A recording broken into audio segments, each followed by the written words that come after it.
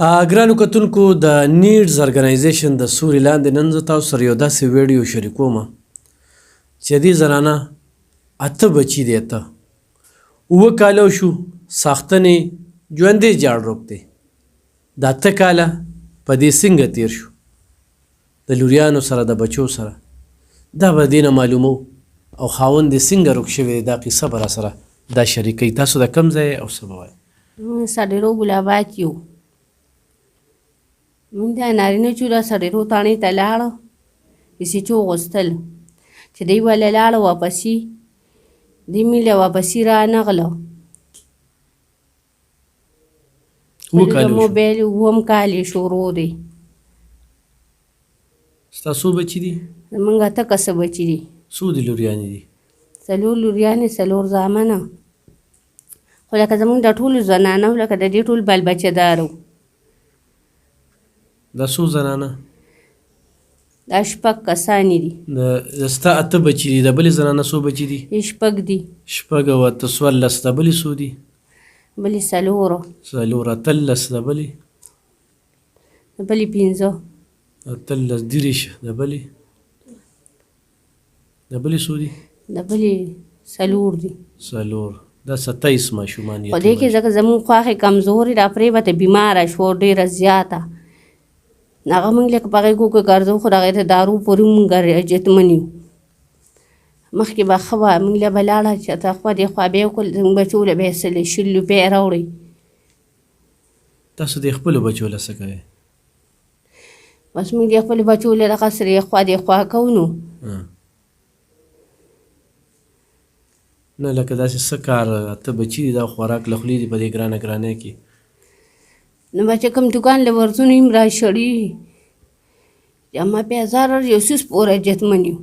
نو تا ته د سړو باره کې اوس معلومات راغلي چې سړی دې مړ دی ژوندی؟ نه هېڅ معلومات نشته. نو دې کې خو عدالتي فیصله راغلې وه که نه؟ کیسونه هم داخل کې خو تیمور سیټي منکر دی. نو عدالت خو دا ویلو که نه چې دا خو مړه دي؟ نه وایه. عدالت یو فیصله کې ویلو که نه؟ ولې نو ویلې؟ نه وایه. خو آخر مې راځي منډه تړلی وخي خو هېڅ لار نه راکوي. دا ستاسو دغه لیورځي دي؟ دا 4 دي. ستا هغې سره 15؟ یو پسې بیا منډې تړلی موږ سره وهلې لکه چې زنانه پاتې شوې دوی به څه کوي. نو هغه د الله د رضا لپاره موږ سره منډې وهلې. هم غیب شو؟ نو هغه هم موږ پسې د نارینهو پسې په 3مه میاشت لاپته شو. صحیح. لکه موږ سره څوک لاس امداد په دغه وجه نه کوي. نه کوي د سره یریږي. ګرانو کتونکو 27 ماشومان دا یتیمان 15 کسه ژوندي جاړ غیب.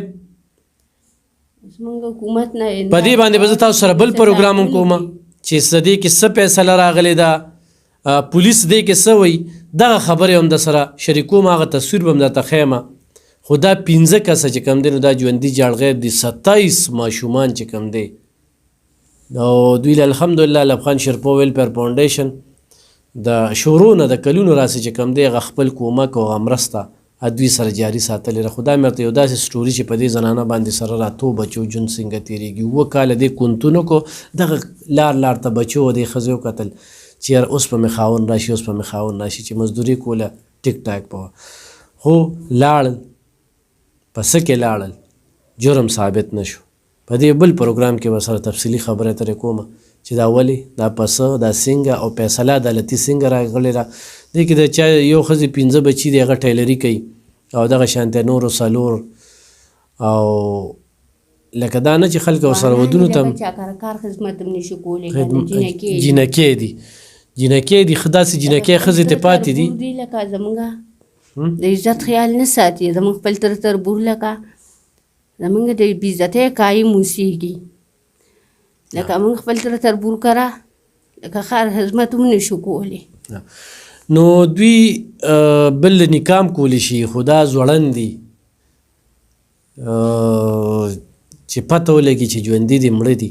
دا یو اوس موږ پروګرام حکومت واپسي خپل نارینهو شناختي کارت موبایل یې راکړی وي نو موږ به موږ ته د خپلو نارینهو د مړو جمدو څه معلومات راغلي وو هېڅ هم درته نه دي میلاو موږ شوي ته د حکومت د سایډه هېڅ معلومات نشته هېڅ معلومات نشته. نو ګرانو کتونکو دغه پروګرام مې سره شریکو دا ډېر یو بوږنېدونکې او دردېدونکې پېښه ده. مننه.